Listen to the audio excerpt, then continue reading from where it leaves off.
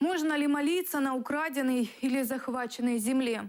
Муфтий Духовного управления мусульман Украины УММА Саид Исмагилов рассказал, что богословы ислама считают, если земля насильно отобрана у хозяина, то она считается ворованной. Он отметил, что если человек молится на украденной территории и не признает право собственности земли настоящего владельца, такая молитва недействительна. По этому поводу. Одни считают, что молиться на насильно отобранной земле, если ты знаешь, что есть настоящий владелец, есть тот, кому она принадлежит по закону, можно, и такая молитва принимается. Если же человек, который молится на ворованной, насильно отобранной земле, не признает право собственности настоящего владельца, вот такая молитва является греховной или даже недействительной.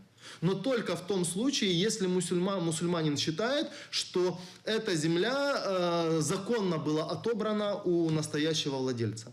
Когда между государством Украина, которое является владельцем земли, и между мусульманской общиной, которая строит мечеть на этой земле, устанавливается определенный договор, то молитва мусульманина в оккупированном Крыму или в Донбассе является действительной только если он знает, что она является насильно отобранной у реального хозяина, а реальным хозяином является государство Украина.